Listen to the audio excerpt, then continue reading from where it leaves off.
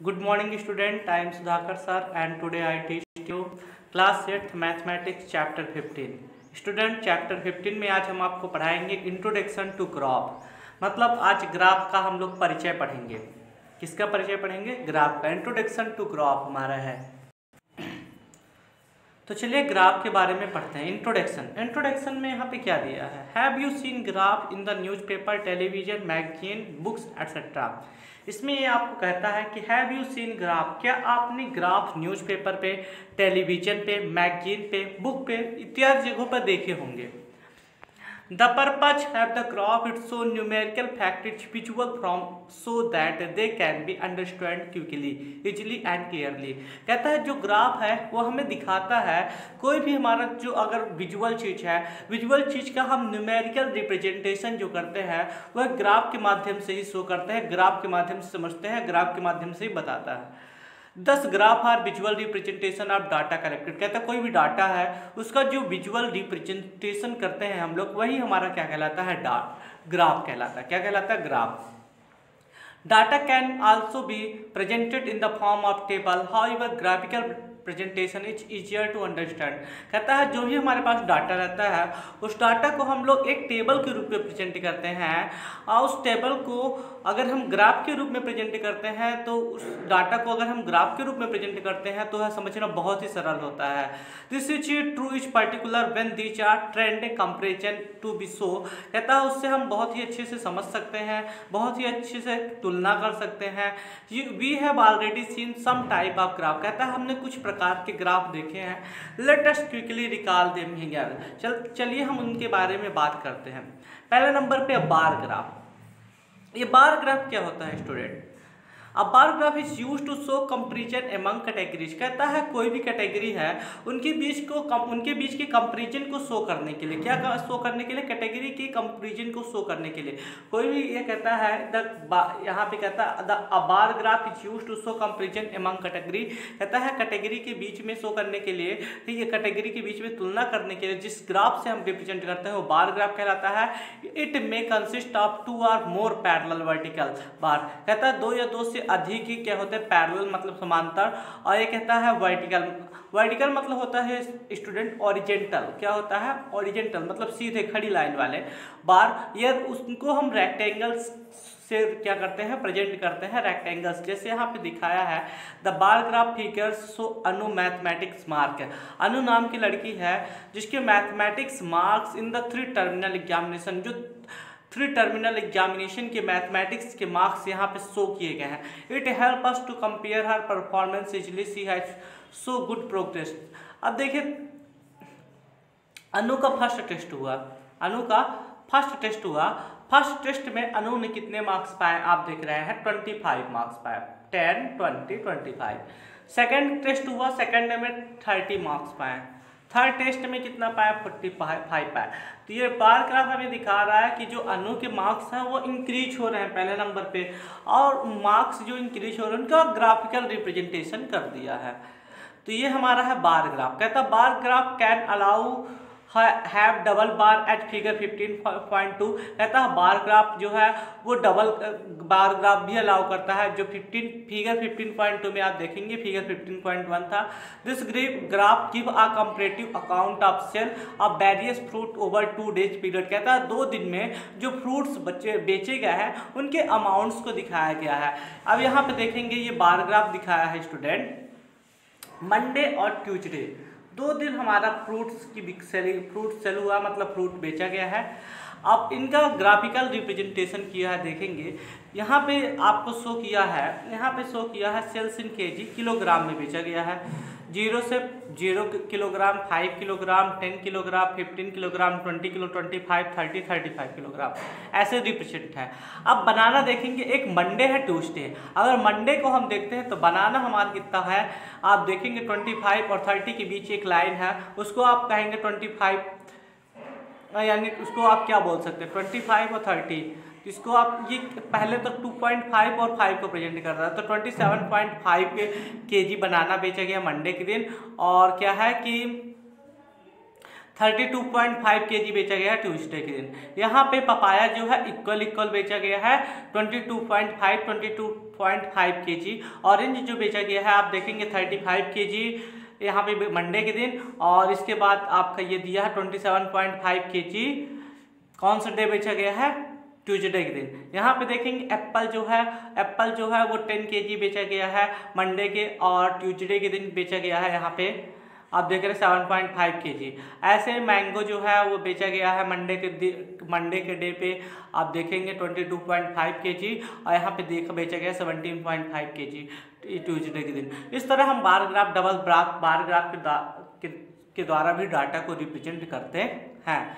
ये Monday Tuesday दिया गया है, सॉरी ब्लैक लेटर से आपका मंडे दिया गया है और ग्रे से ट्यूसडे, मतलब ये जो है ना पहले 22.7 ये जो पहला नंबर रिप्रेजेंट्स है वो आपका क्या है, ट्यूसडे का है, और ये जो जैसे फर्स्ट नंबर पे, तो इस तरह आप समझ लेंगे। फिर पाई ग्राफ इसमें दिया है, क्या दिया है, pie graph.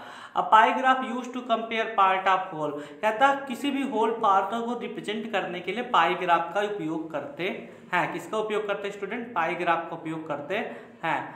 The circle represent whole, अब पाई ग्राफ जो सर्कल है वो पाई ग्राफ को रिप्रेजेंट करता है। It's show the picture viewers watching different type of TV channel. यहाँ पे पिक्चर्स दी गई है जिसको बहुत सारे व्यूअर्स ने देखा है, तो यहाँ पे देखते हैं ये पूरी पिक्चर्स है जिसमें इसमें बताया है कि इंटरटेनमेंट के जो चैनल्स हैं, टीवी चैनल्स के बारे में है। इंटरटेनमेंट के चैनल्स जो है 50% लोग देखते हैं।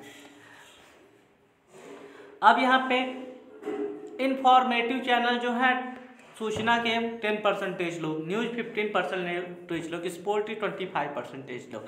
अगर इसमें पूछ दिया जाए स्टूडेंट कि कौन सा चैनल कितने परसेंटेज लोग देखते हैं, तो क्या बताएंगे आप, तो आप देखेंगे ये 50% लोग इंटरटेनमेंट का चैनल देख रहे हैं।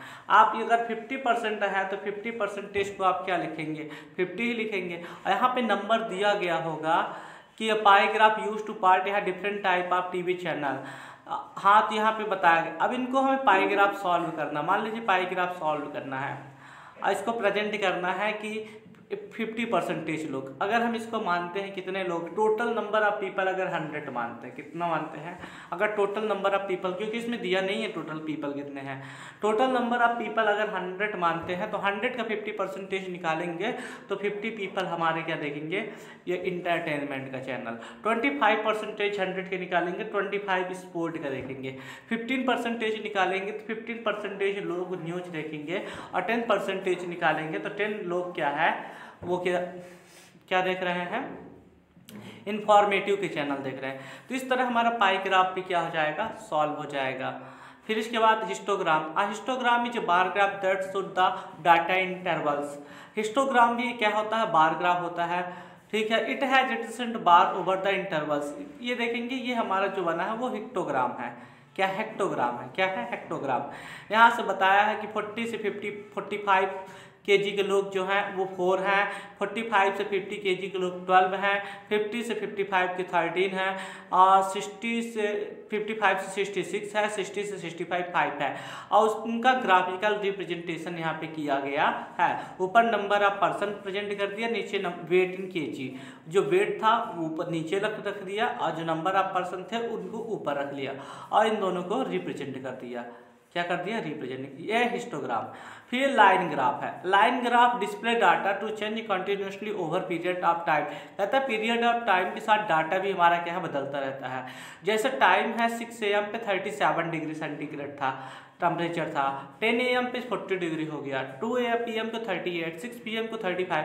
तो इसमें हम 2 एक्सिस लेते हैं। लाइन ग्राफ अगर हम निकालते हैं तो 2 एक्सिस लेते हैं, मतलब एक एक्स एक्सिस ले लेंगे, एक वाई एक्सिस लेंगे, इसके बाद लाइन ग्राफ को रिप्रेजेंट करेंगे। फिर इसके बाद देखेंगे यहाँ पे लाइन ग्राफ दिया है, देखेंगे 6 AM पे कितना टेम्परेचर था, इसने बताया था 37 डिग्री, जो कि यहाँ पे दिख रहा है।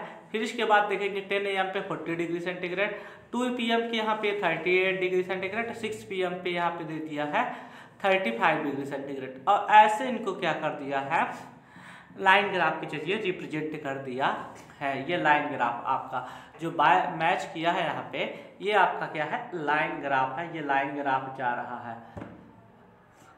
जस्ट 2 मिनट, रॉन्ग हो गया।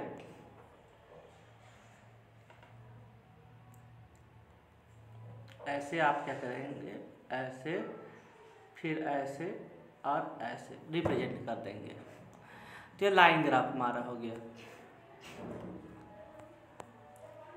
फिर इसके बाद स्टूडेंट हमारा क्वेश्चन आंसर आ जाएगा। पहला क्वेश्चन देखते हैं, एक्सरसाइज 15.1 का पहला क्वेश्चन। इसमें क्वेश्चन पे हमें बताना है, हमें हमारे पास ग्राफ अवेलेबल है, हमारे पास ग्राफ क्या है स्टूडेंट, अवेलेबल है। हमें सोल्यूशन बस बताना है कि इसमें क्या आएगा।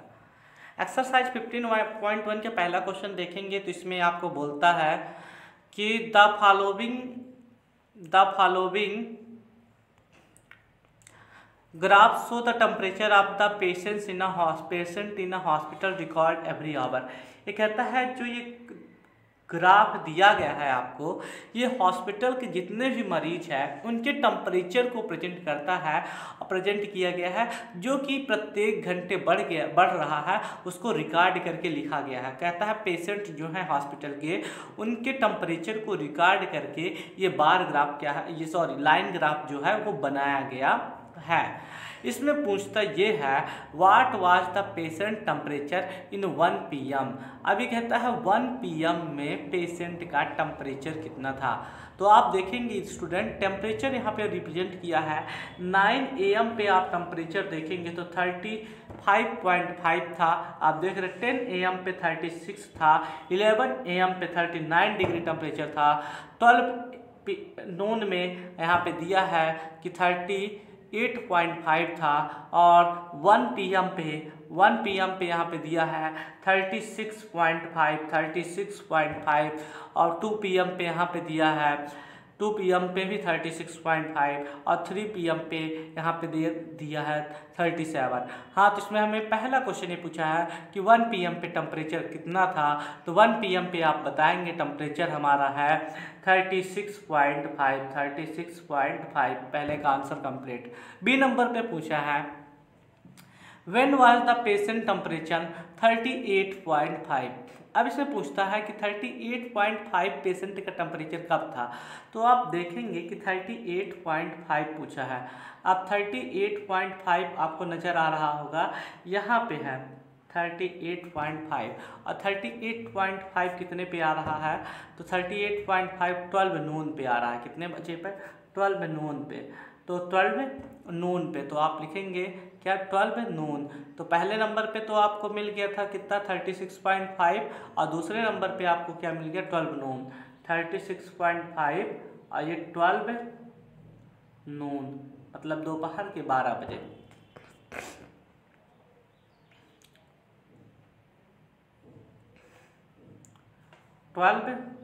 नून। तो पहला क्वेश्चन कंप्लीट। आप बार फिर इसमें सी नंबर अभी दिया है, question complete. The patient temperature was the same 2 time during the period were these 2 time. तो कौन कौन से समय पेशेंट का टेम्परेचर सेम था। तो आप देख रहे हैं 1 PM एंड 2 PM। तो आप थर्ड का आंसर बताएंगे 1 PM and 2 PM। 1 PM and 2 PM कितना, 1 PM एंड 2 PM पे जो पेशेंट का टेम्परेचर था वो क्या था, सेम था। What was the temperature at 130। 130 पे पेशेंट का टेम्परेचर क्या होगा। आप देखेंगे दोनों जगह सेम है, 130 पे पूछ दिया है। अब 1 PM पे अगर 2 PM पे सेम था तो 130 पे भी पेशेंट का टेम्परेचर उतना ही होगा जितना 1 PM और 2 PM पे था। और 1 PM पे था 36.5 और 2 PM पे भी 36 पॉइंट था। तो आप इसका भी आंसर डी नंबर का 36.5 दे देंगे पहला नंबर का। How did you arrive all answer, because 1 hour to 2 hour the same temperature, मतलब 1 PM से 2 PM तक टेम्परेचर सेम था, इसलिए 130 PM पे भी टेम्परेचर कितना होगा 36.5 होगा। फिर during which period did the patient temperature show an upward trend. कहता है किस पीरियड में जो पेशेंट का टेम्परेचर है वो अपवर्ड मतलब बढ़ता हुआ दिखाई दे रहा है। तो आप देखेंगे कि यहाँ पे 11 AM पे देखेंगे तो पेशेंट का टेम्परेचर क्या है, 9 AM से 11 AM के बीच देखेंगे तो पेशेंट का टेम्परेचर क्या है, इंक्रीज होते हुए दिखाई दे रहा, अपवर्ड दिखाई दे रहा है। तो आप यहाँ पे बता सकते हैं 9 AM to 11 AM, 9 to 11 AM, तो यहाँ पे हो जाएगा 9 to 11 AM, 9 AM से 11 AM तक पेशेंट का टेम्परेचर जो है बच्चों वो इंक्रीज हो रहा है, मतलब बढ़ रहा है। और जैसे ही 12 PM आ रहा है वैसे उसका टेम्परेचर जो है वो डिक्रीज हो रहा है, मतलब घट रहा है। तो ये हमारा था पहले क्वेश्चन का सल्यूशन, पहले क्वेश्चन का सल्यूशन। फिर इसके बाद दूसरा क्वेश्चन है, क्या है दूसरा क्वेश्चन? दूसरा क्वेश्चन देखते हैं। The following graph show the yearly sales figure for manufacturing company. अब यहाँ पे मैन्युफैक्चरिंग कंपनी है और उसमें सेल कितनी हुई है ये बताता है। व्हाट वर द सेल इन 2000, पहला क्वेश्चन पूछा 2002 में कितनी सेल है, 2006 में कितनी सेल है, ये पूछा है क्या। द फॉलोइंग लाइन ग्राफ, नीचे लाइन ग्राफ दिया गया है, ये देख लीजिए आप अच्छे से, लाइन ग्राफ दिख गया। So the yearly sale figure, ये कहता है साल भर में जो सेलिंग होती है उसके फिगर, और फॉर मैन्युफैक्चरिंग कंपनी, कंपनी के द्वारा जो सामान बनाए जाते हैं उसकी, उसमें से जो सेलिंग होती है उसके फिगर। इसमें पहला क्वेश्चन पूछा what were the sale in 2002 2006, 2002 में कितना सेलिंग हुई, 2006 में कितना सेलिंग हुई। व्हाट आर द सेल इन 2003 में कितना सेल हुआ, 2005 में कितना सेल हुआ। Compute the difference between sale in 2002 and 2006, कहता है जो 2002 के बीच सेल हुई है और 2006 के बीच जो सेल हुई है उनके बीच आप डिफरेंस भी बताइए। फिर उसके बाद D number, in which year was the greatest difference between the, compare its to previous year. यदि हम प्रीवियस ईयर से कंपेयर करें तो किस साल, इन सालों में सबसे ज़्यादा अंतर दिखाई देता है। तो चलिए लाइन ग्राफ देखते हैं। ये देखेंगे, ये जो लाइन ग्राफ हमें दिखाई दे रहा है ये डाटा को करोड़ में रिप्रेजेंट कर रहा है। किसमें बच्चों का रिप्रेजेंट कर रहा है, करोड़ में। जैसे इसमें हमारे पास ईयर भी दिए होंगे, ईयर दिया गया होगा। ईयर हमारे पास देखेंगे यहाँ पे 2002 है, 2002 में 4 करोड़ की इनकम हुई, कितने की, 4 करोड़ की। 2003 में आप देखेंगे 7 करोड़, 2002 में आपका है 4 करोड़, ठीक है। 2003 में आप देखेंगे 7 करोड़। फिर 2003 की मैं बात कर रहा हूँ, 2004 पे आप देखेंगे तो कितना है, 2004 पे आप देखेंगे तो 6 करोड़। 2005 में देखेंगे तो कितना है, 2005 में आप देखेंगे 10 करोड़। 2005 में 10 करोड़। 2006 में कितना है, 8 करोड़। 2006 में कितना है, 8 करोड़। तो 2006 पे आप देखेंगे कितना है, 8 करोड़। अब इसमें देखेंगे, अब ये तो हमने पूरे डाटा को रिप्रेजेंट किया। 2002 में हमारे पास 4 करोड़ दिखा, 2003 में हमारे पास कितना 7 करोड़ था, 2004 में आप देखेंगे 6 करोड़ था, 2005 में हमारे पास 10 करोड़ था, 2008 में हमारे पास जो था, 2006 में जो हमारे पास था वो 8 करोड़ था। तो ये हमें मालूम हो गया 4, 7, 6, 10, 8। अब इसके बाद हम देखेंगे 2002 पे कितना था। अभी मैंने आपको बताया 2002 पे आप बताएंगे, पहले का आंसर लिखेंगे, 2002 पे आप लिखेंगे 4 करोड़। 2006 पे आपके पास कितना था, मैंने अभी आपको कुछ देर पहले बताया है 2006 पे कितना था। 2006 पे आपको मैंने बताया है 8 करोड़ था, कितने था, 8 करोड़ था। तो 2006 पे 8 करोड़ लिख लेंगे। फिर व्हाट वर द सेल इन 2003, 2003 में मैंने आपको बताया था कि 7 करोड़ है, तो आप 2003 में आप देखेंगे 7 करोड़ लिखा भी है तो 7 करोड़ कर लेंगे। 2005 में मैंने बताया था, 2005 में मैंने आपको सबसे ज़्यादा बताया था 2005 में जो हमारे पास है वो 10 करोड़ है, कितने हैं, 10 करोड़ की इनकम है। अब ये कहता है कि फिर सी नंबर आप देखेंगे, compute the difference between sale 2002 2006। अब 2006 पे स्टूडेंट, ये आपको पहले से मालूम है कि 8 करोड़ है और 2002 में आपके पास 4 करोड़ है, इनके बीच जो डिफरेंस होगा 8 में 4 माइनस करेंगे तो हमारे पास क्या आएगा, 4 करोड़। सी मतलब यहाँ पे करोड़ समझिएगा, क्या समझिएगा, करोड़ से, हाँ। फिर इसके बाद हमारे पास तो इसका 4 करोड़ आ गया। फिर इसके बाद D number, in which year there the greatest difference between the compound compared in the previous year. अगर हम प्रीवियस ईयर से कंपेयर करते हैं तो सबसे ज़्यादा हमें डिफरेंस कम निकलता है। 2003 को 2004 से कंपेयर करते हैं तो 2003 पे हमारे पास 7 थे और यहाँ पे 4 पे कितना था और 2 पे था 4, तो 7 में 4 माइनस करें तो 3 करोड़ का हमें निकला, तो 3 करोड़ निकला। 2004 को 3 से अगर कैलकुलेट करते हैं तो हम 1000 माइनस 1 करोड़ रुपए माइनस में जा रहा है, क्योंकि 7 से 6 में आ रहा है। अगर 2004 से हम 5 के बीच की बात करते हैं तो यहाँ पे 6 था और यहाँ पे हमारा 10 है, तो हम यहाँ पे अगर बात करते हैं तो हम लोग 4 करोड़ रुपए प्लस में जा रहे हैं और 6 पे जाते हैं तो 2 करोड़ रुपए यहाँ पे माइनस में जा रहे हैं।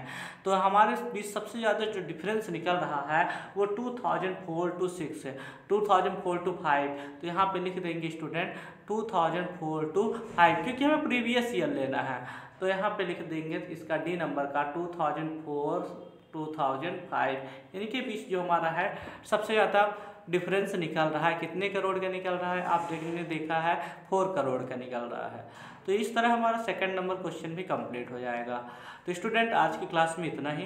वीडियो को लास्ट तक देखें, चैनल को लाइक करें, सब्सक्राइब करें, ज़्यादा से ज़्यादा शेयर करें। नेक्स्ट वीडियो आपको नेक्स्ट क्लास में मिलेगी जिसमें हम पढ़ेंगे question number 3 question line graph से ही रिलेटेड है। क्वेश्चन नंबर 4 पढ़ेंगे, क्वेश्चन नंबर 5 पढ़ेंगे, क्वेश्चन नंबर 6 पढ़ेंगे। तो आज की क्लास में यहीं पे कंप्लीट करता हूँ। वीडियो को लास्ट तक देखें, चैनल को लाइक करें, सब्सक्राइब करें, ज़्यादा से ज़्यादा शेयर करें। वीडियो देखने के लिए बहुत बहुत धन्यवाद। वीडियो को अंत तक अवश्य देखा करें स्टूडेंट।